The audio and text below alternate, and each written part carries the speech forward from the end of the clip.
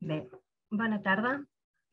Primer de tot, donar-vos la benvinguda a aquesta webinar sobre el risc químic a les empreses, organitzada per la Vocalia d'Infermeria del Treball del Col·legi d'Infermeres i Infermers de Barcelona. Soc Marisa Anglès, infermera del treball en el Servei de Prevenció de Riscos Laborals de l'Hospital Universitari Vall d'Hebron i membre també de la Vocalia d'Infermeria del Treball. Aquesta tarda ens acompanya la María José Jiménez, llicenciada en Químiques i tècnic en Prevenció de Riscos Laborals, també a l'Hospital Vall d'Hebron, i amb la seva expertesa ens explicarà els aspectes més importants a l'hora de fer l'avaluació del risc químic i les mesures de prevenció que cal aplicar. Voldria comentar-vos també que estem també per l'any 2022, està previst fer un curs també organitzat per la Vocalia d'Infermeria del Treball més específic sobre el risc químic en l'àmbit sanitari. Es parlarà dels citostàtics, fàrmacs perillosos, desinfectants, etc. Però això ja ho parlarem en el seu moment, però sí que us avancem que té relació amb la webinar d'ara.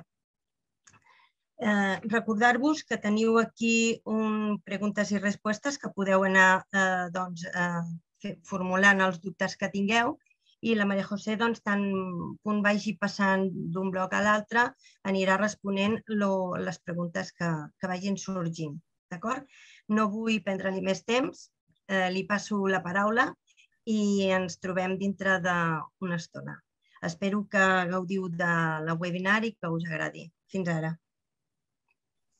Gracias, Marisa. Bueno, en primer lugar, agradecer al Colegio de Enfermeros y Enfermeras de Barcelona por contar conmigo para hacer este webinar. Como Marisa nos ha explicado, pues hablaremos de los aspectos más importantes del riesgo químico. Ahora os compartiré la presentación.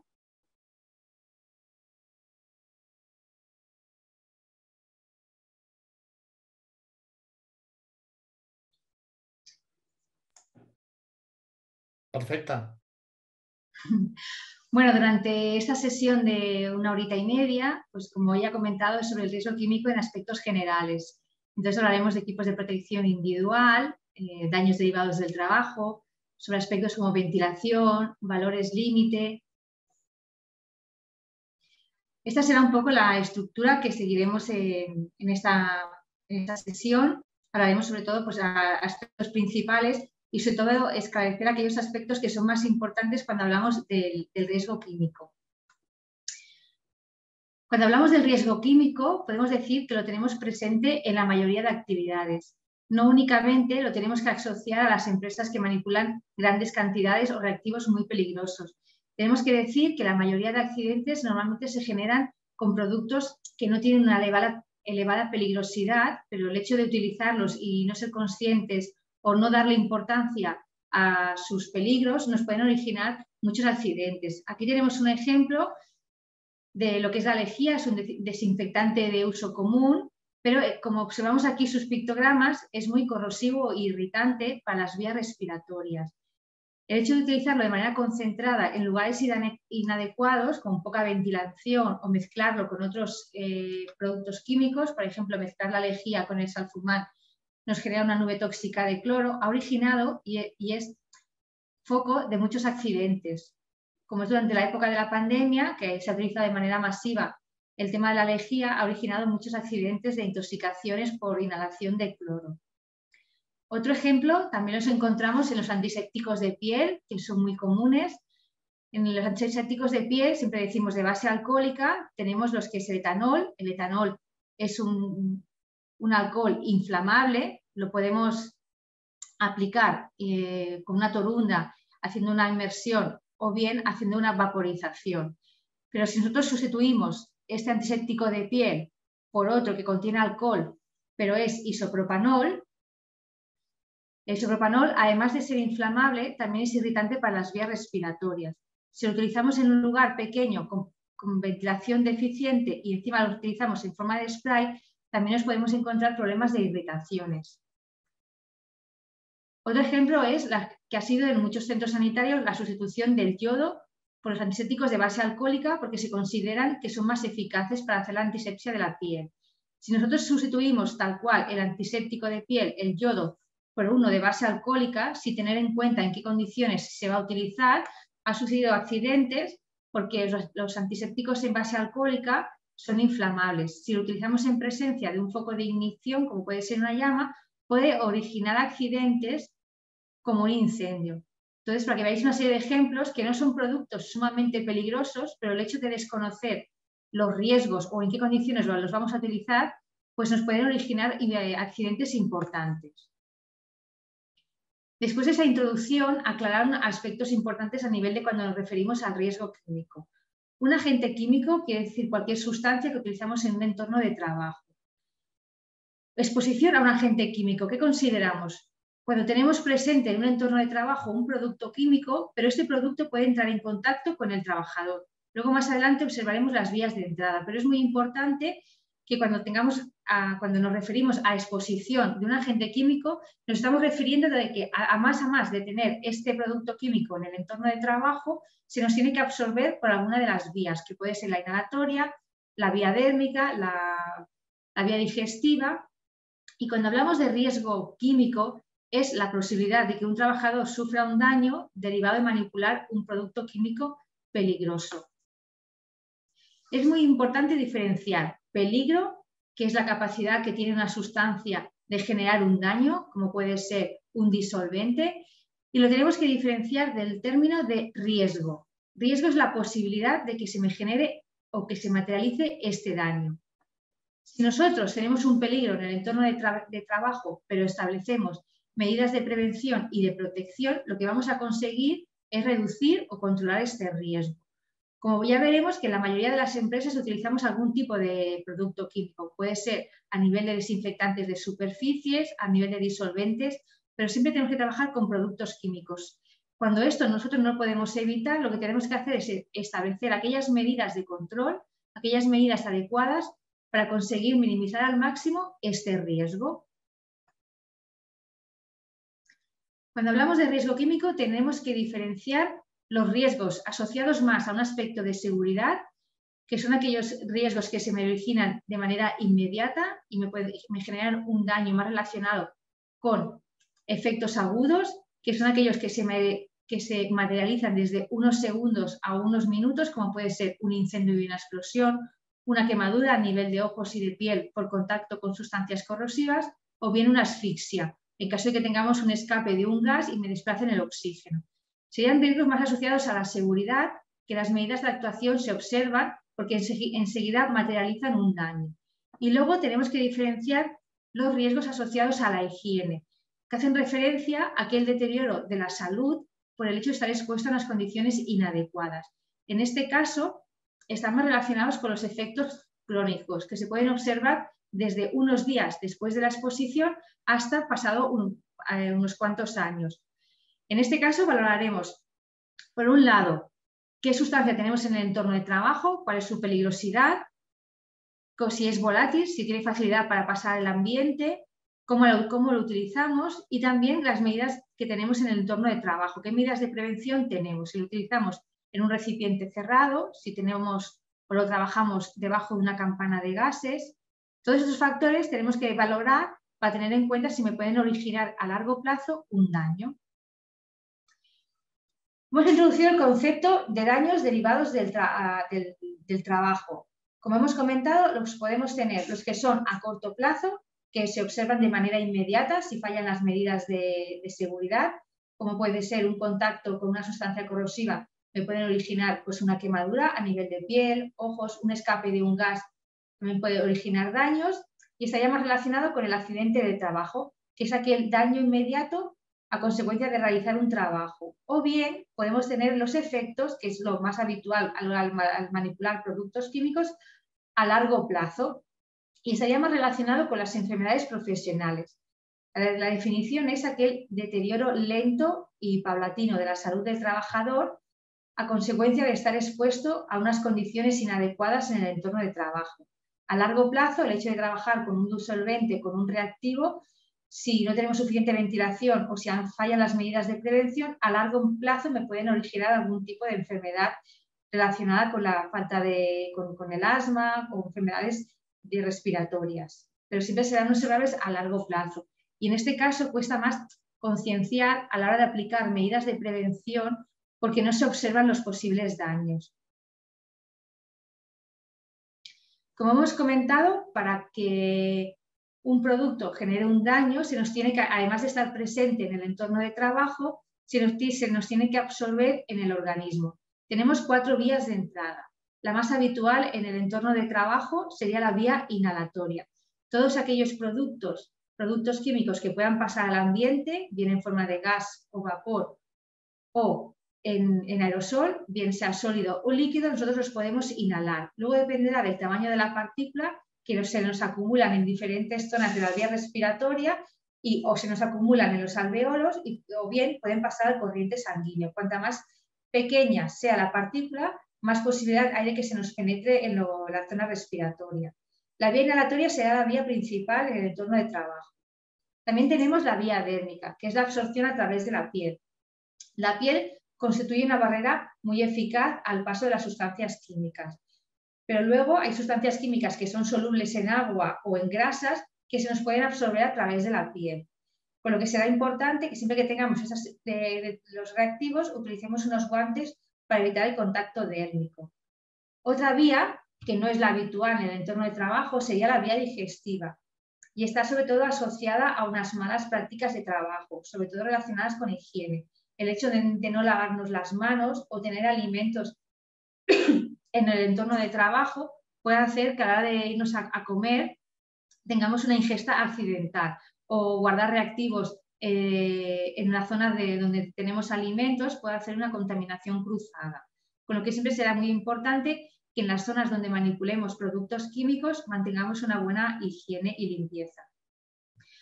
Y luego la vía parenteral no es muy habitual cuando manipulamos productos químicos, pero también puede suceder, y es aquella entrada directa al corriente sanguíneo debido a un pinchazo accidental con productos químicos. Este ejemplo lo encontraríamos en el personal que hace la preparación de algunos fármacos peligrosos, como por ejemplo el citostático, si tiene un pinchazo accidental con algún fármaco.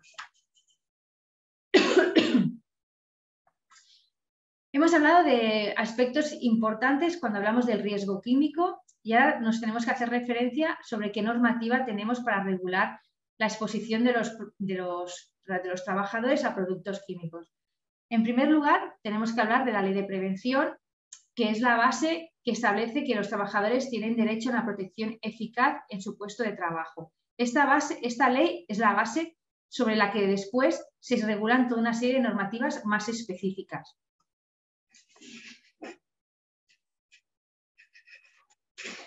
Luego tenemos el Real Decreto 374, que hace referencia a la protección de los trabajadores frente a la manipulación de productos químicos, y tenemos el Real Decreto 665, que hace referencia exclusivamente a la protección de los trabajadores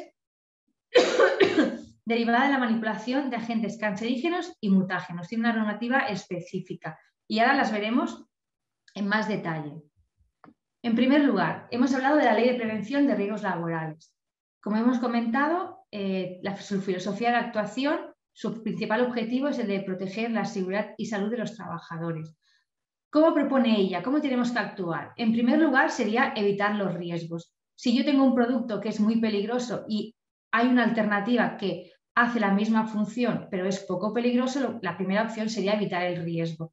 Por ejemplo, en algunos hospitales tenían la esterilización con el óxido de etileno, que era un producto cancerígeno, y además se aplicaba en formato de gas, por lo que una fuga o un escape podía tener consecuencias graves. Actualmente hay agentes que hacen la esterilización del material y no son cancerígenos. Entonces, en este caso hemos evitado el riesgo. De la primera opción, siempre que se pueda evitar el riesgo. Cuando no lo podamos evitar, porque hay que trabajar con determinados productos químicos, como pueden ser citostáticos en el entorno de trabajo, con un formaldehído o algunos disolventes, lo que tenemos que hacer es evaluar estos riesgos, ver cómo los manipulamos, en qué condiciones. No es lo mismo manipular pequeñas cantidades de tolueno bajo una vitrina de gases que si tenemos un gran depósito con tolueno o lo agitamos en una superficie abierta. Tenemos que evaluar cómo se manipula para establecer medidas de prevención y de protección. Siempre que podamos tenemos que combatir los riesgos en su origen, es decir, a la hora de que se nos genera un contaminante químico, tenemos que actuar en el mismo foco donde se origina, cerrarlo al máximo para evitar que se nos propague en el entorno de trabajo. Hay que tener en cuenta la evolución de la técnica. A la hora de incorporar material y equipos, además de conseguir la funcionalidad que queremos, por ejemplo, pues un proceso que vaya más rápido, que nos fabrique más piezas, también tenemos que tener en cuenta que el material que incorporamos nos reduzca los riesgos en el entorno de trabajo. A nivel de productos químicos es muy importante siempre sustituir lo que sea peligroso por lo que sea menos peligroso. A la hora de incorporar productos nuevos, pues intentar que si tenemos un producto tóxico por inhalación, pues que sea un producto irritante o que sea menos peligroso y que sea cada vez menos volátil, es decir, que tenga poca capacidad de pasar al ambiente. Anteponer medidas de protección colectiva a las individuales. Siempre que tengamos un producto químico, tenemos que proteger al colectivo de los trabajadores y esto será estableciendo medidas de protección, como puede ser trabajar bajo vitrinas de gases, trabajar dentro de una cabina o ventilación general. Y como último recurso, utilizaremos los equipos de protección individual. Y luego, muy importante, facilitar las informaciones al trabajador. El trabajador tiene que conocer qué riesgos tiene en su puesto de trabajo y qué medidas de prevención tiene que adoptar. Y no sirve de nada que yo establezca unas medidas para trabajar correctamente, por ejemplo, pues un producto que es tóxico, hay que trabajarlo bajo vitrina de gases, si no he facilitado la adecuada información y luego nos encontramos que sacamos este recipiente del interior de la vitrina y seguimos realizando diferentes operaciones en el exterior. Con lo que siempre será muy importante facilitar la información al personal.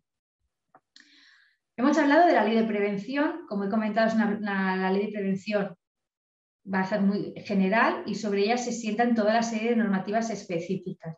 Posteriormente salió el Real Decreto 374 que regula más la exposición a agentes químicos. Esa normativa lo que nos establece que en primer lugar, una vez que el empresario ha identificado los productos químicos peligrosos en el entorno de trabajo, lo que tenemos que hacer es reducir al mínimo estos riesgos.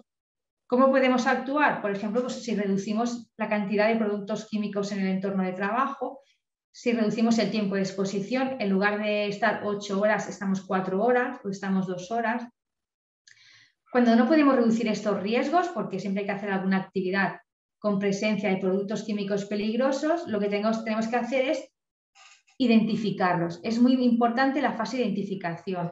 Si el producto químico es una materia prima que me va a intervenir en el proceso, o al contrario, yo genero un proceso químico y al final se me genera un residuo que es un producto químico peligroso. ¿Cómo tengo que entender que segregar este producto químico? Si tengo que hacer una limpieza con un producto que puede ser agresivo, es muy importante identificar todas las fases en las que interviene el producto químico, desde que hacemos la recepción, si hay un transporte, si hay que hacer un trasvase, para evaluar estos riesgos. Y esto nos permitirá, conociendo bien los riesgos, hacer una gestión adecuada y establecer medidas generales y específicas, enfocadas a reducir al máximo los posibles peligros, como podrá ser pues, automatizar el proceso, reducir las cantidades en el lugar de trabajo, segregar correctamente el residuo químico, que se dispongan en envases cerrados, etiquetados, que tengamos una ventilación en el entorno de trabajo. Y toda esta normativa lo que regula toda una serie de derechos para asegurar la protección del personal que trabaja con productos químicos peligrosos. Lo que también nos recuerda más esta ley que lo que tenemos que hacer más es actuar, es decir, una vez que hemos identificado el peligro, establecer medidas correctoras para reducir y controlar al máximo estos riesgos. Un ejemplo de reducción de riesgos, aquí tenemos la agitación de unos productos químicos. Entonces, la operación, al hacerla manual en un envase abierto, podemos tener la emisión al ambiente. Si yo esta operación la sustituyo y la realizo en un tanque con agitación totalmente cerrado, el riesgo estará controlado o reducido. Otro ejemplo de reducción de riesgos ha sido toda la evolución que hemos tenido con el formaldehído en los centros sanitarios. El formaldehído se utiliza para la fijación de piezas, para hacer las biopsias. Actualmente el formaldehído está considerado cancerígeno, además es un producto sumamente volátil que enseguida se nos pasa al ambiente y podemos tener una concentración peligrosa. Hasta recientemente teníamos para hacer las biopsias, teníamos los típicos recipientes y nosotros introducíamos el formol en un envase, lo cerrábamos. Aquí se nos podía originar diferentes accidentes porque no eran envases estancos y durante el transporte se nos podían generar derrames. Se han sustituido por pequeños recipientes que lo que hacemos es que introducimos la pieza, el formol está encapsulado en la parte superior y una vez que hemos introducido la pieza, cerramos el envase, accionamos un botón y se desprende el formaldehído, con lo que la operación, cuando se introduce la pieza de formaldehído de la pieza, no tendríamos exposición al formol porque está encapsulado. Al cerrarlo y expulsamos el formaldehído, al ser un recipiente estanco, evita que durante el transporte se generen derrames. Otra sustitución que se ha realizado es que en las piezas que son más grandes, en lugar de introducirlas en recipientes y añadir el formol, se conservan en vacío, de manera que en el lugar de donde se va a conservar la pieza no tendrían formaldehído. Luego, cuando llega a anatomía patológica, para seguir el proceso sí que le tendrían que añadir formaldehído, pero aquí, en el caso del personal que introduce la pieza, que hace la extracción y la conserva, habríamos eliminado la presencia del formaldehído. Esto es un ejemplo de reducción del riesgo.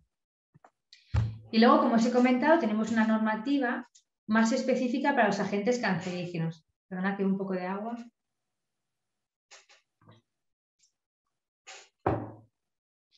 Es muy similar a la normativa de productos químicos, pero en este caso, como afecta más a productos cancerígenos y mutágenos, lo que establece o hace más énfasis en la obligación de sustituir. Siempre que identificamos un producto cancerígeno o mutágeno en el entorno de trabajo, tenemos que intentar sustituirlo al máximo. Es más como hace más énfasis en la obligación de sustituir. Y en caso de que no podamos sustituirlo, lo que tenemos que hacer es justificar el por qué no se ha podido sustituir. Esa sería la primera medida que nos establece esta normativa. Luego, siempre que se identifique un producto químico cancerígeno, tenemos que priorizar trabajar con sistemas cerrados. Cerrar al máximo el foco donde se origina este contaminante. Importante limitar las cantidades al mínimo en el entorno de trabajo para evitar que tengamos accidentes y fugas al entorno. Tenemos que diseñar los procesos de manera que se minimice al máximo la formación de agentes, es decir, trabajar con baja presión, evitar el calentamiento, para evitar que no se nos disperse al entorno de trabajo. Tenemos que evacuar el agente químico en el mismo lugar donde se origina, será trabajar pues, dentro de cabinas de extracción localizada, que lo que hace es que me coge el contaminante en el lugar donde se origina y me lo envía directamente al exterior, evitando que este contaminante me pase al entorno de trabajo. Y luego establecer procedimientos y métodos de trabajo seguro, es decir, pues, buenas normas de trabajo a la hora de hacer la limpieza de los equipos, a la hora de mantener los equipos de protección individual. El personal tiene que conocer cómo tenemos que actuar si tenemos un derrame y cómo tenemos que actuar si tenemos un incendio, si tenemos que utilizar equipos de protección, si se tienen que mantener.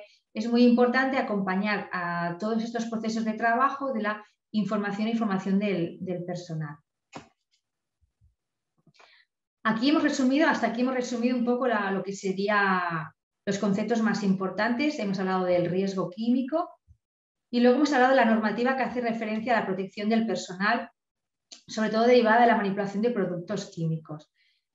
Y ahora entraríamos un poco en las fases de identificación. Siempre que trabajamos con productos químicos, la primera fase será identificar.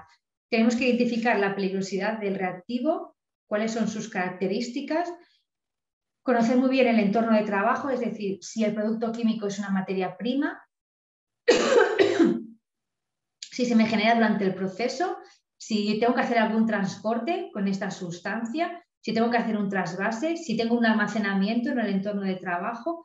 Es decir, tengo que conocer muy bien el entorno de trabajo, valorar el posible problema, si realmente hay una exposición del trabajador a este producto químico, y si una vez que tenemos valorado la exposición, sí tenemos que proponer medidas de prevención y protección para reducir al máximo este riesgo químico. No sé si hasta aquí tenéis alguna pregunta. Si no, continuamos con la identificación. María José, de entrada, bueno, no han hecho ninguna pregunta, pero yo sí que tenía apuntado para preguntarte, que he ido tomando la nota. Aquí, bueno, yo desde la parte, claro, enfermera, dentro de la vigilancia de la salud, ¿qué papel tendríamos aquí con los trabajadores que tenemos expuestos? Si yo trabajara en una petroquímica o en una empresa de estos con productos químicos, ¿qué papel jugaríamos la vigilancia de la salud? Claro, yo ahora vengo de un entorno sanitario que lo veo diferente, que no tenemos trabajadores expuestos pues, a todos estos tóxicos, ¿no? Los tenemos de otra forma. Pero ¿cómo podríamos, digamos, orientar la vigilancia hacia esos trabajadores? ¿Esperar a que te presenten síntomas? ¿Hacer algo? Vale, dentro de lo que es la ley de prevención que he comentado, tiene un artículo, el artículo 22, que hace referencia a la vigilancia de la salud. Entonces, el empresario está obligado a asegurar una vigilancia de la salud que debe ser periódica y específica a los riesgos que tenemos en el puesto de trabajo. También, tanto la normativa de productos químicos como cancerígenos establece que se está obligado a asegurar o a garantizar una vigilancia de salud y debe ser muy complementaria a las medidas técnicas. Lo que nos va a permitir es que si la vigilancia de la salud es periódica, nos puede permitir ver o valorar si las medidas son insuficientes. Si nosotros hemos detectado en algún trabajador una posible daño derivado del trabajo, nos va a permitir ver que las medidas pueden ser insuficientes. ¿Vale? La vigilancia de la salud la tiene que realizar el Servicio de Medicina del Trabajo y debe ser complementaria a las medidas técnicas y nos tienen que facilitar información. Entonces, la vigilancia de la salud sí que es voluntaria, se tiene que asegurar con una periodicidad adecuada, eso ya dependerá un poco del sector de la actividad, y sí que hay algunas excepciones en que sería obligatoria. En primer lugar, que lo establezca una normativa, como puede ser la del ruido. A partir de determinados decibelios es obligatoria la vigilancia de la salud. En el caso de los trabajadores expuestos a radiaciones ionizantes de categoría A también será obligatoria, y de trabajadores del plomo, pero en principio la vigilancia de la salud es voluntaria, es muy importante que haya una al inicio y luego de manera periódica especifica los riesgos en el puesto de trabajo. Bueno, continuamos un poco así con la identificación.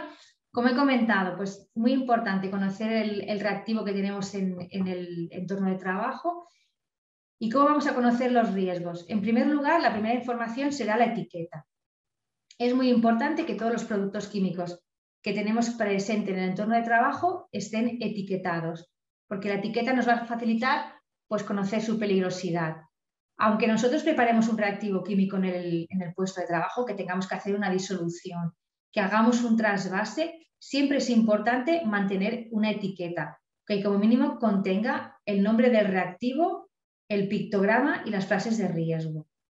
Una primera información será la etiqueta de peligrosidad y luego la otra fuente de información serán las fichas de seguridad del reactivo.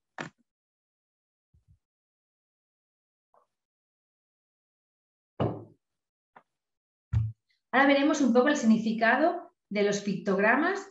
Tenemos pictogramas que hacen referencia a peligros físicos, físico-químicos, pictogramas que hacen referencia de posibles efectos a la salud y pictogramas que hacen referencia a la protección del medio ambiente. Aquí os he puesto como un croquis porque hubo un cambio a nivel de los pictogramas y estos eran los antiguos, que eran los que tenían el fondo naranja y un símbolo negro, y los actuales corresponden a estos pictogramas. Ahora veremos un poco brevemente el significado de cada uno. Los productos inflamables son aquellos reactivos que tienen posibilidades de arder en presencia de una llama o de una fuente de ignición. Será importante que en los puestos de trabajo donde manipulemos productos inflamables tengamos las mínimas cantidades indispensables, sobre todo por si tenemos un incendio, evitar que sea de consecuencias mayores. será importante alejarlos de focos de calor o presencia de chispas o de llamas para evitar este incendio, y a la hora de almacenarlos, en función de las cantidades, tienen que estar en armarios de seguridad o en almacenes que cumplan una normativa de incendios. Y luego tiene que haber en su entorno, en sus proximidades, un extintor o, si es en un laboratorio, una manta para apagar el posible incendio. Todas las sustancias que tienen este pictograma es que son inflamables. El pictograma, este de aquí arriba, nos indicaría que son sustancias comburentes. Son aquellas sustancias que nos pueden agravar un incendio. Todas aquellas fórmulas químicas que contengan un oxígeno, en caso de estar en contacto con sustancias inflamables y que tengamos un incendio, me lo van a agravar. Con lo que esto nos tiene que indicar que a la hora de almacenar estas sustancias se tienen que mantener separadas, las inflamables de las comburentes.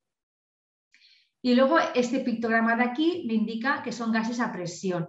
No necesariamente tiene que ser un gas peligroso, pero en las condiciones en las que se almacena, que está a presión, en caso de que tengamos una caída de la botella, me puede originar una explosión. Cuando nosotros utilizamos gases a presión, lo que es muy importante es que la bala, la botella de gas, está fijada. Debe estar fijada con una cadeneta o a un paramento vertical para evitar que tengamos una caída accidental de la botella. Y luego los reactivos explosivos son reactivos que en determinadas situaciones, por calor, por fricción, por contacto, son inestables y pueden generar una explosión. Hemos hablado de los pictogramas que hacen referencia a las peligrosidades físico-químicas, el de inflamable, comburente, explosivos, y ahora entraríamos en los peligros para la salud. Os he puesto estos dos pictogramas, uno hace referencia a la calavera y otro hace referencia que este señor de aquí, que parece un señor respirando, no tiene un nombre, le han puesto pictograma de peligrosidad, pero no tiene un nombre concreto. Lo que es muy importante es conocer las diferencias que estos dos pictogramas. Cuando hubo un cambio, nosotros con los pictogramas que os he comentado antes, los del fondo naranja, nosotros teníamos la calavera y la asociábamos a aquellos reactivos que eran muy peligrosos, como podía ser un cancerígeno, un mutágeno o tóxicos para la reproducción. Y al haber el cambio, nos apareció este pictograma que es nuevo. Y la diferencia entre ellos es que la calavera lo han dejado para efectos graves, pero que son observables después de una exposición en un breve periodo de tiempo. Es decir, para los reactivos de toxicidad aguda, yo puedo observar un daño después de tener una sola dosis o varias dosis por vía oral, pero en un periodo corto de unas 24 horas, o bien tras una inhalación de unas 4 horas, ¿vale? Es decir, la exposición será muy corta. Por ejemplo, yo tengo un derrame de formaldehído y enseguida voy a tener náuseas, vómitos, un lagrimeo.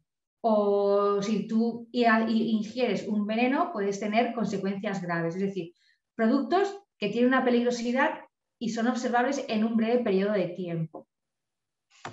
Y este pictograma que aparece nuevo estaría asociado a reactivos que también son peligrosos, pero la exposición sería durante un largo periodo de tiempo. Es decir, lo llevarían asociado a sustancias cancerígenas, mutágenas, tóxicos para la reproducción. Yo puedo tener un daño grave después de estar expuesto durante años a un reactivo químico si las condiciones no son las adecuadas. Pero para que veáis la diferencia, tanto el pictograma de la calavera como este de aquí, lo tenemos para sustancias que son peligrosas. No tenemos que quedarnos con la idea de que la calavera peligrosas y el pictograma nuevo sería para menos peligrosas. Es decir, no. La diferencia es, la peligrosidad sería la misma, lo que la calavera lo mantienen para aquellas sustancias que me originan un daño en un breve periodo de tiempo, y este pictograma nuevo también sería para sustancias peligrosas, pero que el daño es observable después de estar expuesto durante mucho tiempo, ¿vale? Hoy las sustancias cancerígenas, yo estoy manipulando una acrilamida, que es un producto cancerígeno, y dentro de 2 días no voy a observar un posible cáncer, lo voy a observar dentro de 10, 15 o 20 años si las condiciones son inadecuadas, ¿no? Entonces lo llevan asociados las sustancias que son cancerígenas, las sustancias que son mutágenas, que son aquellas sustancias que pueden inducir mutaciones en las células germinales y por lo tanto se transmiten a la descendencia. También lo llevan a los reactivos que pueden afectar de manera negativa a la función reproductora o bien pueden generar efectos adversos en el feto. Y luego aquellas sustancias que me pueden originar efectos graves en determinados órganos, ¿vale? Luego tendríamos este pictograma de aquí que hace referencia a productos corrosivos. La corrosión la puede tener, es una destrucción del tejido, ya sea por contacto a nivel de mucosas o a través de la piel. Y luego tenemos el pictograma de la advertencia que hace referencia a aquellas sustancias que son peligrosas, pero para originar un daño requiero mucha más cantidad. Es lo que antes conocíamos como el nocivo, ¿no? O la sustancia irritante. Es un corrosivo, pero a menor escala. Los productos irritantes me generan una reacción inflamatoria a nivel de la piel, pero no me generan la destrucción del tejido vivo que me haría la sustancia corrosiva. Todas estas sustancias me tienen asociado el pictograma de la advertencia.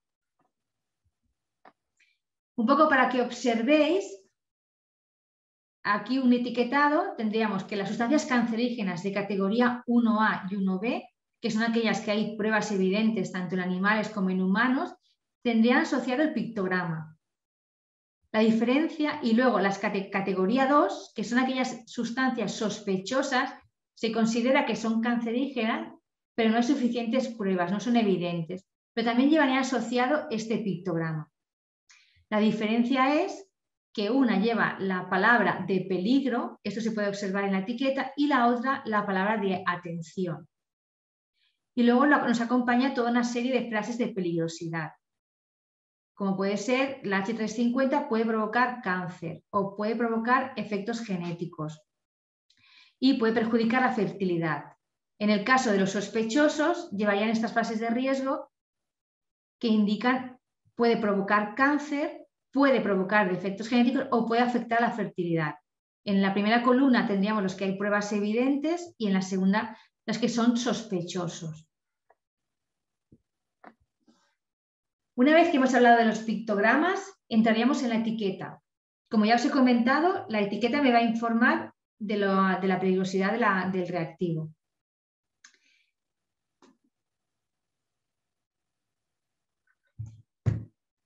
Me comenta Marisa que tiene una pregunta antes de seguir avanzando. Bueno, sí, hay una pregunta que te decía porque hace referencia a esto. Gemma nos pregunta, dice, las letras H y P, ¿qué significan? Como estás hablando de frases peligrosas, era para que siguiera el hilo. Y luego te haré otra pregunta que han hecho en referencia a la vigilancia, pero te la puedo hacer después cuando acabes este bloque. Sí, ¿vale? Vale. Pues dentro de las etiquetas, yo os voy a explicar los componentes que llevan etiqueta. En primer lugar, tienen los pictogramas, ¿vale? Ya os he explicado el significado. Pero claro, por ejemplo, si vemos el pictograma de una calavera, se puede asociar a diferentes peligros. Pues entonces, estos pictogramas tienen que ir acompañados de unas frases H. Estas frases H son las frases que le conocemos, frases en inglés es hazard, frases de riesgo, y aquí nos va a completar esta información. Nos va a decir si esta calavera la lleva porque es una sustancia tóxica por inhalación, si es una sustancia porque es muy tóxica por ingestión en contacto con la piel, o si es una sustancia que es cancerígena o es tóxica para la reproducción. Las frases de riesgo, las frases H, nos van a indicar además su peligrosidad, nos va a dar más información que complementa a los pictogramas. Por ejemplo, en este caso de aquí, nos aparece que la frase de riesgo sería la H220, que son líquidos y vapores inflamables. Además, tóxico por inhalación y tóxico en contacto con la piel. En toda etiqueta nos aparecen unas frases de riesgo. Además, nos aparecen unas frases P, que serían los consejos de prudencia. Pues mantener la sustancia alejada de focos de calor, manipular el reactivo en lugares ventilados. Y además aparece esta palabra de advertencia, que cuando quiere decir peligro, es como más, quiere acentuar más de que la palabra es peligrosa. Y si nos pone atención, nos puede poner o peligro o atención, quiere decir que la sustancia no llega a la primera categoría, sería menos peligrosa, ¿vale? Además nos aparece el nombre de la sustancia y el comercial. Todos estos componentes son los que tienen que aparecer en una etiqueta. Por eso es muy importante que cuando nosotros hagamos una preparación en un laboratorio, hagamos un trasvase, cambiamos un reactivo de un envase a otro, mantener esta etiqueta, porque nos va a dar información de qué componente es y su peligrosidad. No será lo mismo un etanol, que es inflamable, a un metanol, que a pesar de que también es un alcohol, es inflamable, pero el metanol es tóxico por inhalación y además tiene actualmente asociado un H370, que significa que me puede generar efectos irreversibles en determinados órganos. Con lo que será muy importante toda la información que aparezca en la etiqueta. Creo que Marisa con esto ya te he contestado a las fases H y las fases P. ¿No? Sí. Me ha dado las gracias también, Gemma, Vale. por la explicación. ¿Y la pregunta de vigilancia de la salud? Vale, si quieres te la hago ahora. Sí. Yolanda nos decía, cuando dices que la vigilancia de la salud puede ser voluntaria u obligatoria en función del riesgo, te estás refiriendo a que es voluntaria por parte del trabajador, pero entiendo que el empresario está obligado a ofrecer ese servicio. ¿A partir de cuántos trabajadores? Vale, el empresario está obligado a ofrecer la vigilancia de la salud. Esto es una obligación que establece la Ley de Prevención de Riesgos Laborales y esto es a partir de un trabajador. La Ley de Prevención nos afecta siempre, siempre. Lo que será diferente serán los recursos para llevarla a cabo, que dependerá del número de trabajadores que nos obligan a tener un servicio de prevención propio o uno ajeno o lo puede asumir el empresario. Pero la ley de prevención se tiene que cumplir en cualquier trabajador. Entonces, el empresario está obligado a ofrecer la vigilancia de la salud, pero por parte del trabajador es voluntaria. ¿Vale? Él tiene derecho a decidir si se la hace o no. Lo que sí que dentro de la ley de prevención contempla algunas excepciones, como que lo establezca una normativa, como que queramos observar si un trabajador puede generar daños a terceros. Por ejemplo, imagínate que tengamos un conductor que pueda padecer una enfermedad y me puede generar daños a terceros, un conductor de autobús, ¿vale? Y luego cuando queramos demostrar que realmente puede haber un daño derivado de las condiciones de trabajo y sea necesario pues, hacer una vigilancia de la salud. Pero en este caso son muy delicados y también tiene que haber un consenso con la parte de representantes de los trabajadores. ¿Vale? Cuando hay una obligatoriedad de la vigilancia de salud, tiene que haber consenso también con los representantes de los trabajadores. Y luego hay normativa que establece que es de obligado cumplimiento, como digo, la exposición a radiaciones ionizantes, la exposición a plomo a partir de determinados niveles, la del ruido. Hay normativas que establecen que la vigilancia de salud es obligatoria. Y luego no sé si habrá algún sector que previo acuerdo con los representantes de los trabajadores hayan acordado que la vigilancia de la salud sea obligatoria. Esto ya es por acuerdo dentro de cada empresa. Pero en principio la ley de prevención dice que sea voluntaria por parte del trabajador. ¿Vale? Muy bien. De momento no hay nada más, ¿vale? Ya vale. te diré. Gracias. Entonces tenemos, como digo, para dar información, la etiqueta, que es muy importante, y a más tenemos la ficha de seguridad. La ficha de seguridad la proporciona el comercial siempre que suministra por primera vez un producto químico en una empresa, está obligado a entregar la ficha de seguridad. Actualmente las fichas de seguridad se pueden consultar por la intranet, por la internet de cualquier empresa proveedora de productos químicos, podemos consultar las fichas de seguridad.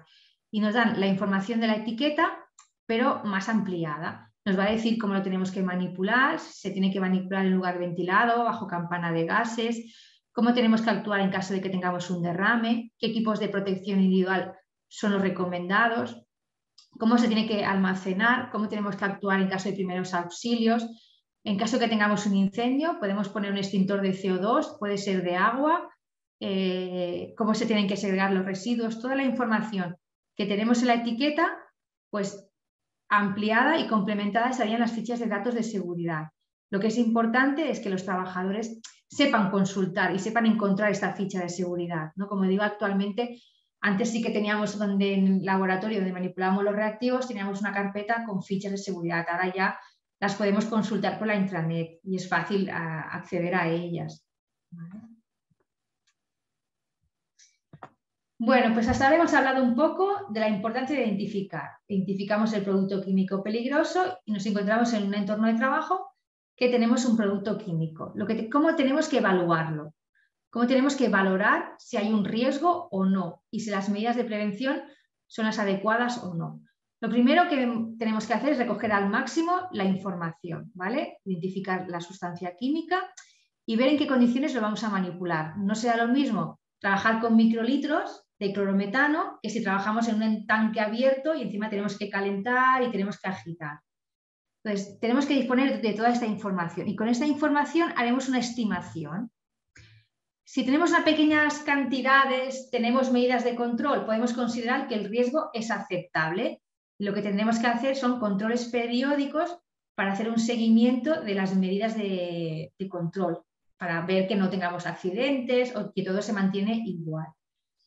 Nos podemos encontrar en aquella situación que tengamos una alta exposición, ¿vale? Estamos haciendo soldadura con metales y generamos óxido de hierro, óxido de titanio, óxido de aluminio en grandes cantidades y no tenemos ningún sistema de aspiración. Pues el riesgo es inaceptable, no tenemos que hacer nada más. Lo que tenemos que hacer es implantar medidas de corrección. O nos podemos encontrar aquellos casos en que manipulamos una sustancia, un reactivo peligroso, pero ya tenemos medidas implantadas. Entonces, no sabemos si serán suficientes o no, o estará controlado. Es lo que llamamos los casos que son dudosos. Como he comentado, importante el proceso de la evaluación de riesgos. En primer lugar, tendremos en cuenta la sustancia y qué posibilidad hay de que esta sustancia se me pase al ambiente, que en el ambiente es donde tengo al trabajador que lo tengo que proteger. ¿Y qué voy a valorar? Pues las propiedades de la sustancia, sobre todo si es volátil, se me dispersa en el ambiente. Hay sólidos que a temperatura ambiente se subliman y me pasan a gas. Tengo que valorar las propiedades de esta sustancia. Si es inestable y con calor me puede generar una explosión o se conserva y es muy estable. ¿Qué cantidades voy a manipular? Si son microlitros o son litros o son toneladas. El proceso, si lo voy a realizar en un envase abierto, tengo que calentar, que en el momento que tenga que calentar voy a generar vaporización y me va a pasar al ambiente, o genero una presión, y las medidas de control que ya tenemos implantadas. Por un lado, vamos a valorar la fuente y sobre todo será valorar en qué posibilidades este contaminante químico se me puede dispersar en el entorno de trabajo. Luego valoraremos el entorno. Ver en el entorno de trabajo si tenemos mucha emisión de contaminante y tenemos una ventilación general, que es entrada de aire limpio y salida de aire sucio. Ver las posibles vías de exposición del trabajador, si se me puede penetrar a través de la piel o me lleva un traje totalmente impermeable y que no tenemos ninguna vía de contacto. También valorar la distancia del trabajador a la fuente. No sea lo mismo que yo pueda observar un proceso a 1 metro o que si tengo que trabajar justo encima, que podemos tener una inhalación directa. Y luego observar si también tenemos sistemas de extracción. Y luego ver en el receptor, que será la persona que lo va a inhalar, pues si está trabajando durante minutos, porque yo imaginaros un reactivo que tengo que adicionar una sustancia que me dura 1 minuto, o tengo que estar 4 horas haciendo la limpieza de unas piezas con un disolvente. También será muy importante valorar si ya usamos equipos de protección individual, si el trabajador tiene la formación y sabe cómo tiene que actuar con determinados reactivos, sabe cómo tiene que actuar cuando hay un derrame, y las prácticas de trabajo, ¿vale? El tema de la limpieza, del orden, todos estos factores son muy importantes para hacer una correcta evaluación de riesgos.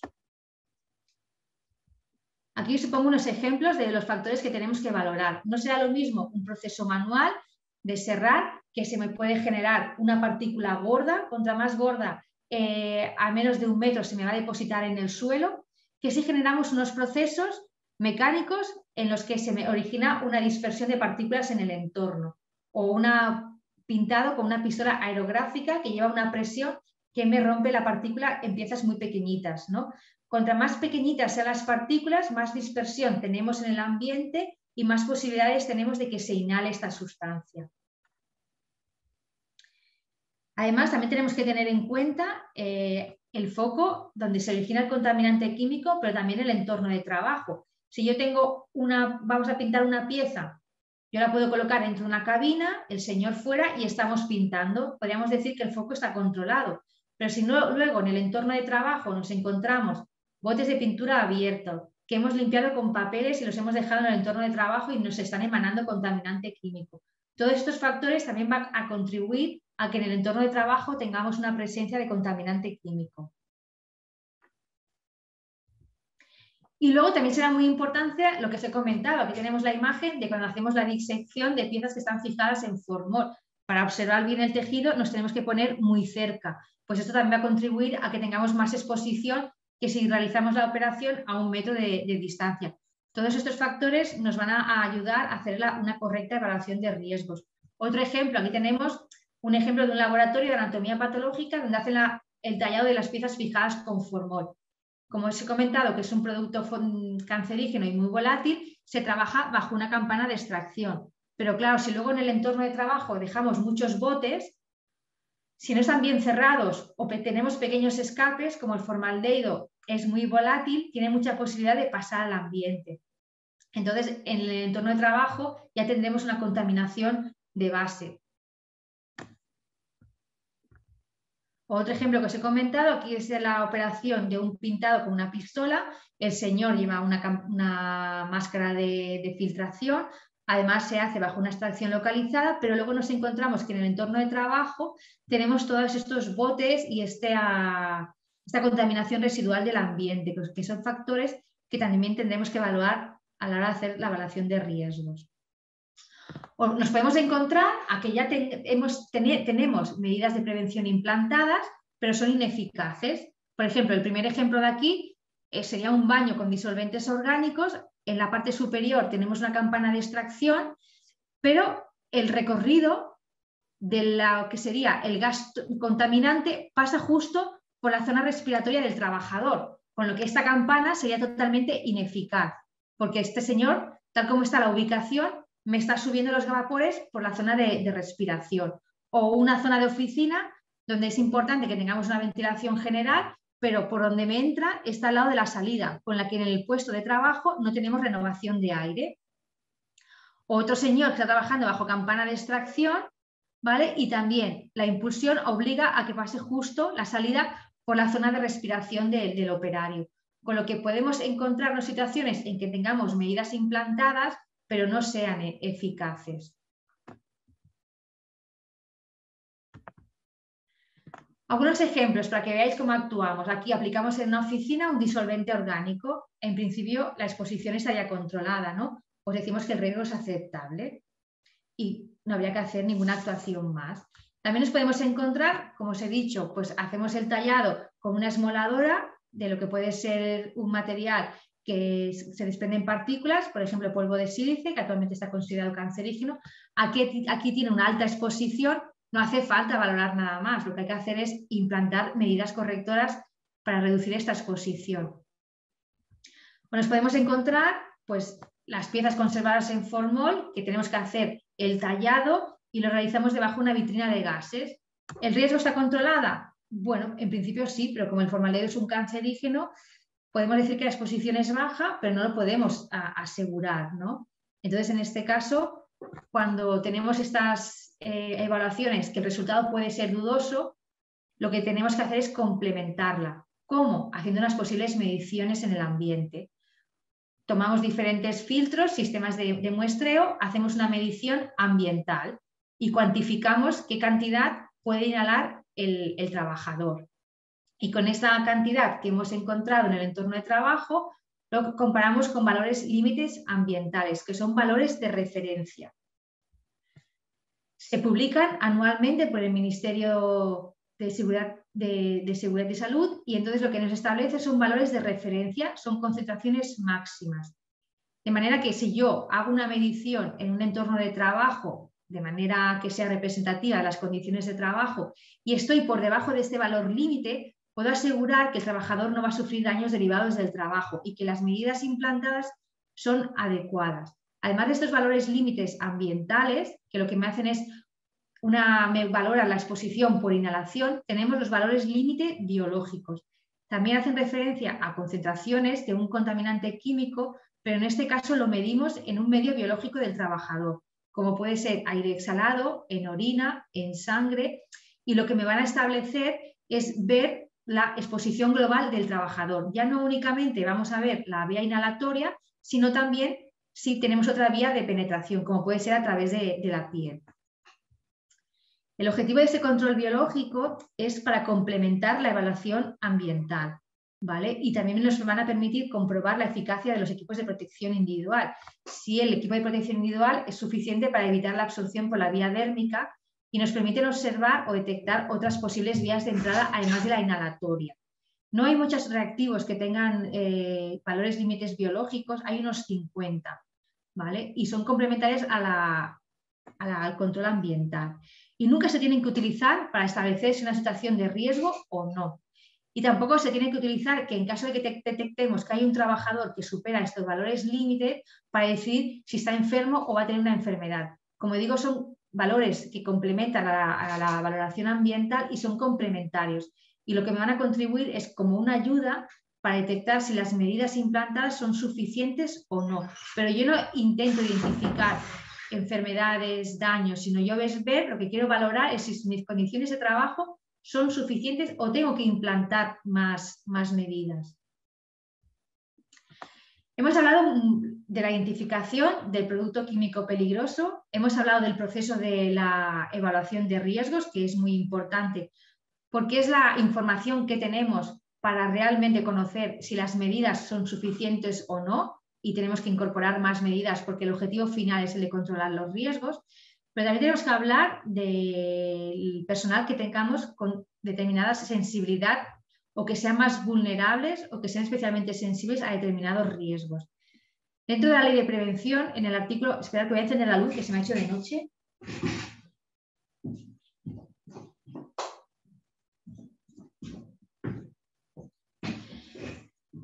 Perdonad. Dentro de la Ley de Prevención de Riesgos Laborales establecen que su artículo 25, que a la hora de realizar la evaluación de riesgos tenemos que tener en cuenta a los trabajadores que sean especialmente sensibles, que por sus características biológicas o sensoriales o psicológicas sean más vulnerables a determinados riesgos y nosotros esto lo tenemos que identificar. Dentro de los especialmente sensibles tenemos otro artículo que es el de protección a la maternidad. Y nos establece que cuando hagamos una evaluación de riesgos tenemos que identificar aquellos factores que pueden afectar de manera negativa a la mujer embarazada o en periodo de lactancia. Se estableció de manera muy general y posteriormente se publicó en el reglamento 2 anexos donde por fin nos contemplaba qué sustancias pueden afectar de manera negativa. Tenemos en el anexo 7 que incorpora es una lista no exhaustiva, pero incorpora toda una serie de agentes, de procedimientos o condiciones de trabajo que pueden influir de manera negativa en la salud de la mujer embarazada o en periodo de lactancia. Aquí hay aspectos físicos, como podría ser el tema de vibraciones, de ruido y también de factores de ergonomía. Nosotros nos centraremos en los productos químicos, ¿vale? Y luego en el anexo 8 te dice una serie de agentes o procedimientos en los que no puede haber riesgo de exposición, ¿vale? Aquí es muy importante en los que no puede haber riesgo de exposición. Tenemos que valorar si hay una exposición y en caso de que haya una mujer embarazada, cambiarlo. ¿Cómo actuamos? Pues si es un anexo 7 que puede influir de manera negativa en la salud de la mujer embarazada, tenemos que hacer una evaluación de riesgos para implantar medidas de prevención. Realmente valorar en qué riesgo y establecer las medidas para controlar este riesgo. Pero si está en el anexo 8, en lo que nos dice que no puede haber riesgo de exposición y nosotros consideramos que hay una exposición, lo que tenemos que hacer es una adaptación del puesto de trabajo o un cambio de puesto de trabajo, ¿vale? En el anexo 7 os he comentado que están aquellos agentes químicos que me pueden afectar de manera negativa. Pues aparecen las sustancias etiquetadas con el H340, que puede provocar efectos genéticos o son sospechosos de provocar defectos genéticos. Aparecen sustancias cancerígenas o sospechosas de ser sustancias cancerígenas o sustancias sospechosas de afectar al feto. Luego aparecen los agentes químicos que figuran en el anexo de agentes cancerígenos, el mercurio, los fármacos antimitóticos, que son los que actúan a nivel de las neoplasias, que sean los citostáticos, monóxido de carbono y los agentes químicos de reconocida penetración cutánea. Cuando nos encontramos con uno de estos agentes químicos y el puesto de trabajo está ocupado por una mujer embarazada, tenemos que hacer una evaluación detallada. y establecer las medidas de prevención para reducir al máximo el riesgo.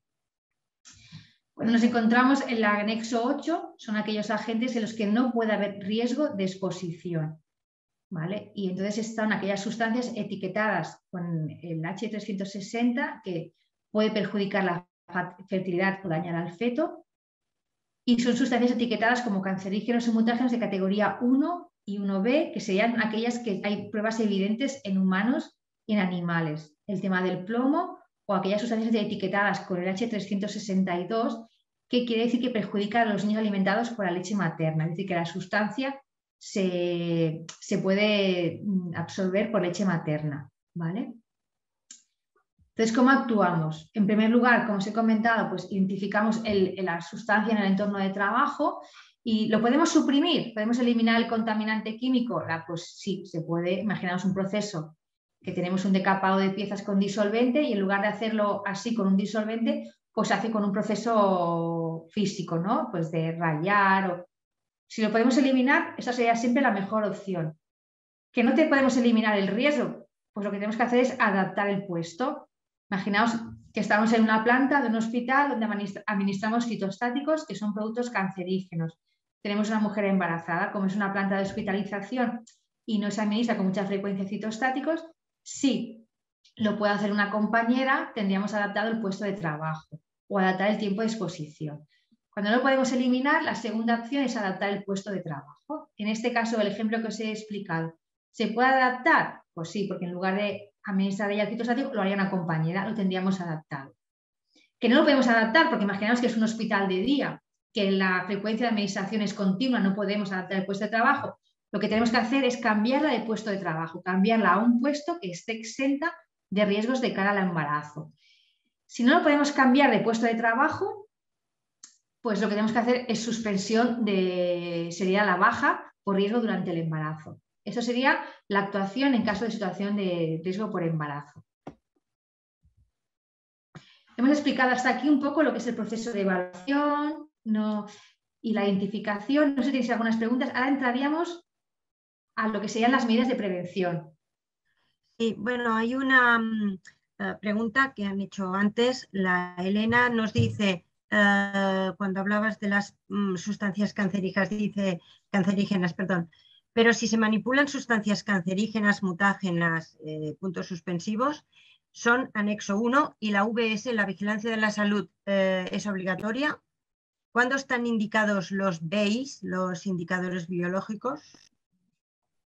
Vale, o sea, los indicadores, sí, los indicadores biológicos, hay muy pocas sustancias que lo tienen, creo que hay unas 50 sustancias. Entonces, sobre todo es cuando nos pueden aportar información. Por ejemplo, pues el chileno tiene un valor biológico, entonces nosotros hacemos mediciones en el ambiente, también nos sería muy útil y se tiene que utilizar como complemento a la valoración ambiental, no como valor exclusivo, sino pues yo hago una medición en el ambiente y me puede ser muy útil observar si hay otra posible vía de entrada además de la inhalatoria, como puede ser la vía dérmica. Sobre todo es cuando yo puedo obtener información útil que me sea práctica para establecer medidas de protección. Pero son valores en sentido que son delicados porque se tienen que saber interpretar. No quiere decir que si una persona supera un valor biológico esté enfermo, ¿vale? Son valores complementarios a la evaluación ambiental. Lo que nos tiene que dar información es ver si nos faltan medidas para implantar, ¿vale? Y entonces nos tiene que dar, sobre todo, que podamos extraer información útil para poder actuar. Si no, por sí solo no tiene sentido. Y la vigilancia de la salud a nivel de los cancerígenos, lo que se hace énfasis es en la utilidad de la vigilancia de la salud, porque si se utiliza bien, se hace una al inicio de trabajar y luego de manera periódica nos puede dar información si se derivan daños de cara al trabajador, y lo que nos está indicando es que pueden faltar medidas de seguridad. Sí que hay determinados agentes químicos que tienen la obligación, por su normativa específica, de hacer la vigilancia de la salud obligatoria. Pero de por sí, una sustancia química, por ejemplo, el formaldehído, que es cancerígeno, no es obligatorio hacer el reconocimiento médico, ¿vale? Lo que sí que es interesante y es muy importante, porque eso tiene muy buena información, si el reconocimiento médico se realiza de manera correcta y adecuada, y tiene que haber una periodicidad, ¿vale? Bueno, ahora entraríamos en la actuación, ¿vale? He identificado los riesgos. ¿Cómo tenemos que actuar? Pues como ya he dicho, un poco la actuación es eliminar, a implantar medidas técnicas, medidas organizativas, formación, información y equipos de protección individual. Este sería un poco el orden, ¿vale? Como ya he insistido, pues siempre que tenemos un contaminante químico, pues siempre al máximo intentar sustituirlo y a implantar las medidas en el foco donde se origina para evitar que se me disperse al ambiente, mecanizando, automatizando, confinando al máximo el proceso químico donde se origina, haciendo la extracción localizada y, importante, el mantenimiento de las instalaciones. En el entorno de trabajo tiene que haber una ventilación, una entrada de aire limpio y una salida de aire sucio, y luego aumentar la distancia siempre al foco de contaminante del trabajador. Orden y limpieza, ya habéis visto que es muy importante. Y luego, sobre el trabajador, pues el tema del uso de equipos de protección individual, muy importante la información y la formación, las buenas prácticas de trabajo y la vigilancia de la salud, que para nuestro caso, a nivel del riesgo químico, debe ser contemplada como una actuación complementaria, ¿vale? Nos tiene que dar información útil para ver si las medidas de seguridad son adecuadas o no. Aquí algunos ejemplos, por ejemplo, la preparación de fármacos fitostáticos en algún hospital se ha automatizado por robots. Entonces, claro, el riesgo se ha reducido porque sería el robot el que estaría constantemente preparando los fitostáticos. El riesgo es menor que hacer una preparación manual. Luego tendríamos que valorar el riesgo de introducir el material y sacarlo, pero sí que hemos reducido el tiempo de exposición. Como medidas técnicas, como ya he comentado, las más eficaces serían todas aquellas que están centradas en el foco contaminante, porque lo cierran, y luego la extracción localizada, y como último, que sería lo menos eficaz, sería la ventilación general, porque no me van a evitar que tengamos el contaminante en el medio de trabajo. Como digo, la más importante, actuar en el foco. Me cogen el contaminante y me lo envían al exterior.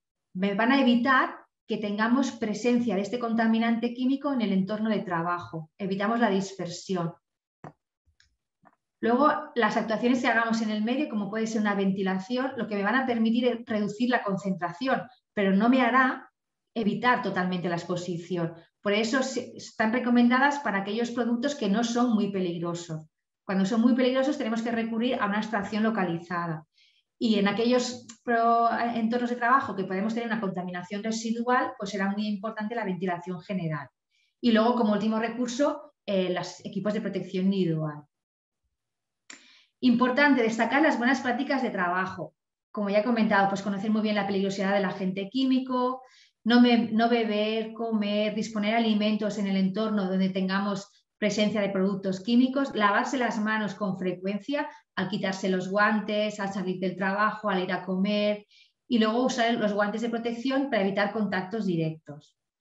Disponer de lugares adecuados para guardar los equipos de protección individual, sobre todo aquellos que no son de un solo uso, intentar mantenerlos alejados de los focos de contaminación, separar la ropa sucia de la ropa de trabajo, sobre todo que no estén en contacto, no llevar la ropa contaminada a las zonas comunes, como puede ser a los vestuarios, a las zonas de comer, al comedor, a la sala de reuniones, manipular todos los productos químicos en lugares ventilados y siempre disponer de kit de derrames y duchas de lavaojos en los entornos donde se manipulan productos químicos peligrosos. Muy importante mantener el orden y la limpieza en el entorno de trabajo, al finalizar el trabajo limpiar, segregar todos los residuos en los contenedores adecuados y sobre todo si tiramos trapos que puedan contener restos que tengan tapa para evitar que se emane al ambiente de trabajo. Y vigilar a la hora de sacarse la ropa sucia y los EPIs contaminados, pues no esparcirlos o generar la dispersión del contaminante. A la hora de limpiarnos, pues nunca utilizar el aire comprimido para limpiarnos el pelo ni la ropa. Y si tenemos presencia de contaminantes químicos, nunca barrer, sino lo que tiene que hacer utilizar métodos húmedos o aspirar para evitar la dispersión al ambiente de trabajo, ¿no? Tener en consideración si generamos un contaminante químico, pues que no tengamos la presencia de otros compañeros y sobre todo delimitar las zonas donde generamos el contaminante químico, en zonas limpias, en zonas sucias, delimitar, señalizar, separar. Como os he comentado, las buenas prácticas de trabajo son muy importantes. Aquí tenemos un ejemplo que es en un laboratorio donde se manipula el bromuro de tidio. El bromuro de tidio es un colorante fluorescente y es mutágeno. Entonces, en este laboratorio trabajaban en vitrinas de gases, tenían sus guantes, tenían su kit de derrame, tenían una zona separada para trabajar con el bromuro de tidio, pero con estos guantes sucios salían fuera de la zona de trabajo y nos encontramos en la zona del microondas, pues presencia del bromuro de tidio, o en la zona del ordenador y del ratón, presencia del bromuro de tidio. Es decir, las medidas que implantamos, ventilación, extracción, son muy importantes, pero si no las acompañamos de buenas prácticas de trabajo, no nos van a servir de nada, ¿vale? Y para acabar, los equipos de protección individual, es aquel equipo que lo lleva la persona y que únicamente le va a proteger a ella. Entonces, ¿cuándo los tenemos que utilizar? Pues cuando hemos implantado toda una serie de medidas de prevención y protección y no son suficientes, aún me queda un riesgo residual que no puedo evitar, entonces incorporaremos los equipos de protección individual, como puede ser el más común, son los guantes, ¿no? Porque por muchas medidas que tengamos implantadas podemos tener un contacto directo, pues usaremos guantes. Son la última barrera de protección entre el peligro y el trabajador. Ha de ser complementarios a la protección colectiva, es decir, si yo estoy trabajando con un producto tóxico, lo que no puedo decir es que todo el mundo lleve mascarilla. No, lo que tenemos que asegurar es que tengamos el foco de contaminante encerrado y si no, pues trabajar bajo una vitrina de gases, disponer de ventilación y como último recurso en las protecciones respiratorias. Tenemos que tener en cuenta que caducan, que tienen una vida limitada y en principio su uso es individual, sobre todo por un aspecto de higiene. Si son equipos que son caros y que podemos asegurar que el cambio de un operario a otro hay un buen mantenimiento y una buena desinfección, pues lo pueden usar varios operarios, como por ejemplo los delantales plomados, que son costosos, pues lo pueden llevar varios trabajadores, siempre asegurando que entre uno y otro pues se ha limpiado y además no está en contacto con lo que sería la piel más íntima, ¿no? Ni con cara, ni mucosa, sino está encima de lo que es un uniforme de trabajo, ¿vale? Importante a la hora de seleccionar los equipos de protección individual, tenemos que tener muy claro frente a qué riesgo nos queremos proteger, qué parte del cuerpo nos queremos proteger, para decir, pues me hace falta un casco con orejeras o una protección respiratoria, qué características tiene que cumplir el EPI, si tiene que ser una mascarilla de filtración de gases, de partículas, qué normativa tiene que cumplir y luego disponer en el mercado de la información y en función de la información que tenemos seleccionar el más adecuado. Muy breve, porque sobre todo a nivel de los equipos de protección hay que conocer muy bien la peligrosidad del reactivo. En el caso de los guantes, entonces hay 3 ensayos y están testados para diferentes reactivos. En función del que vayamos a utilizar, nos interesará los diferentes ensayos, ¿vale? Entonces aquí hay que conocer qué reactivos vamos a utilizar y ver si el guante, importante, la información que me tienen que dar del guante, me indica que es permeable y resistente a esta sustancia, ¿vale? Esto nos va a dar, por un lado, la información del guante y por otro lado, la ficha de seguridad nos va a indicar qué tipo de guante es el aconsejado con cada reactivo. Aquí teníamos el listado de los productos químicos a los que se suelen testar los guantes, o con los que se suelen probar para ver si son impermeables. A nivel de la protección de la cara, pues tenemos la gafa de montura universal o la pantalla. En este caso son adecuados frente a salpicaduras de partículas sólidas o líquidas, sobre todo es para evitar la esquichada.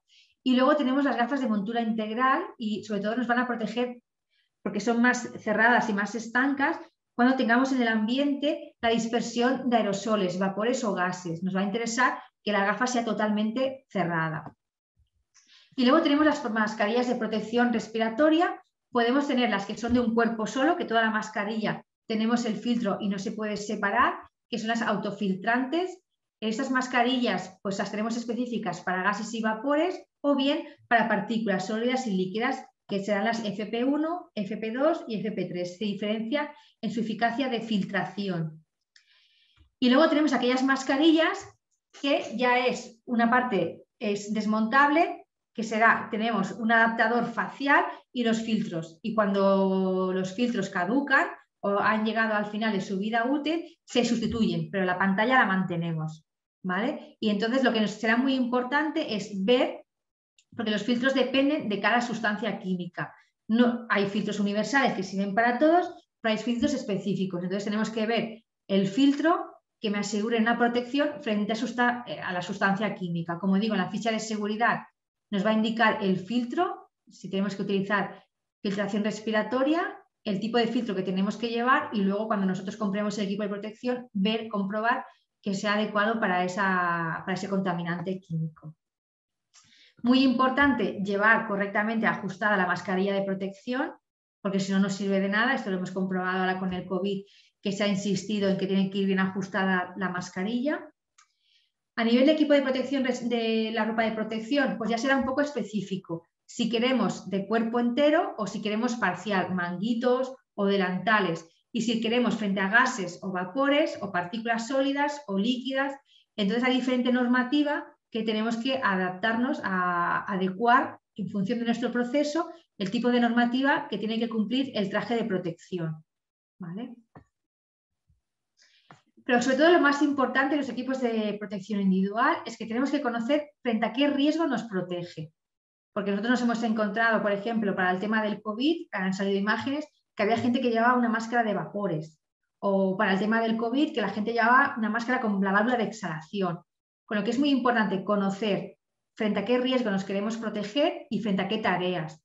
Entonces, en función de eso, disponer de la información de qué me protege el equipo de protección, si tengo que hacer un mantenimiento, si es de un solo uso, si me puede durar días y en caso de que me dure más de una vez, cómo hay que almacenarlo, las hay que limpiarlo, las gafas las tengo que limpiar con un desinfectante. Y luego importante ver su caducidad, su tiempo de vida útil del equipo de protección individual, ¿vale? Como he insistido en todo el tema del mantenimiento, de la limpieza, si nosotros dejamos una mascarilla en un ambiente polvoriento, pues se me está saturando, ¿vale? Es muy importante asegurar el mantenimiento de los equipos de protección individual para que sean eficaces. Y ahora ya para acabar, la actuación en situaciones de emergencia, aquí es muy importante disponer de la información. Cuando tengamos un contacto directo con una sustancia química a nivel de ojos, de cara, de pie, lavado con agua, nunca neutralizar, lavarse bien con agua. Importante coger la etiqueta del producto o la ficha de seguridad para ver si puede tener algún efecto a nivel de ojos y de cara. Y en caso de que sea que es peligroso para mi contacto con los ojos o la cara, acudir al servicio médico, ¿vale?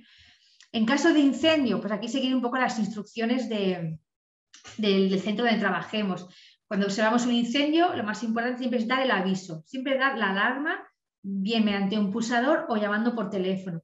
Si sabemos actuar, actuamos, es decir, cogemos un extintor que es como un sifón y en la base del incendio actuamos. Si no sabemos, nunca exponernos a un riesgo innecesario ni nunca ponernos en peligro. Es esperar y seguir las instrucciones. Y siempre evacuar a un lugar seguro cerrando puertas y ventanas para no agravar el incendio. Y cuando tenemos un derrame accidental, también el personal que trabaja con productos químicos debería tener una información de cómo tiene que actuar. Lo que es importante es que cuando se origine el derrame, de manera inmediata hay que recogerlo. Tenemos que informar al personal colindante para decir, oye, ha habido un derrame, no paséis, para que no tengan una exposición innecesaria. Tenemos que ir a recoger el kit de derrame donde lo tengamos, tiene que estar señalizado, protegernos y recoger el derrame, que dependerá un poco de las cantidades. Si es una cantidad muy grande, a lo mejor hay que activar el plan de emergencia. Si es una cantidad pequeña, pues tendremos absorbedores, empapadores o tendremos polvos neutralizantes que lo añadimos y luego lo podemos recoger. Pero siempre primero es protegernos y saber actuar y nunca exponernos a un riesgo de manera innecesaria. Y por mí he ido un poco acelerada al final porque he visto que teníamos poco tiempo, pero creo que los aspectos más importantes los he intentado explicar. Muy bien, muchas gracias, María José. Yo quería preguntarte solo, bueno, por tu experiencia así también fuera de lo que es el campo sanitario, todas estas medidas que nos has ido diciendo, ¿no?, que hay que aplicar y que me parecen lógicamente muy bien. ¿Realmente el empresario está tan mentalizado como para llevar a cabo estas medidas?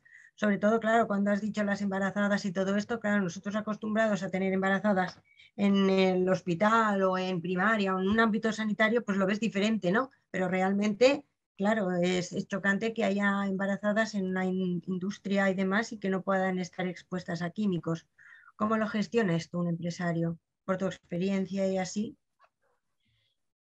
Bueno, pues es que es muy variable, depende un poco del sector, ¿no? La empresa pequeña quizá le cuesta más implantar las medidas porque tiene menos recursos, menos materiales, y las empresas grandes evidentemente tienen más recursos. Lo primero que habría que hacer es implantar más medidas de correctoras para evitar los riesgos, ¿no? Lo que nos encontramos actualmente es que Se intenta evaluar mucho el riesgo, hacer mediciones, pero lo que primero había que hacer es actuar e implantar más medidas para reducir este riesgo. Y luego, tanto sea embarazada o como sea personal que no tenga ninguna sensibilidad, es proteger la seguridad y salud del personal, ¿no? Independientemente de los sectores. Cuesta más en determinados sectores, pero claro, si son empresas pequeñas que nos encontramos mucho personal en que está embarazado, pero bueno, igualmente es importante conocer los riesgos y controlarlos. Pero cuesta actuar, ¿eh? Ya me imagino. Por eso digo, tantas medidas, no sé si las llevarán a cabo, pero bueno, poco a poco. Ya sabemos que la prevención cuesta lo suyo. Bueno, bé, no hi ha més preguntes i veig que aquí el panel està buit, no teniu res més.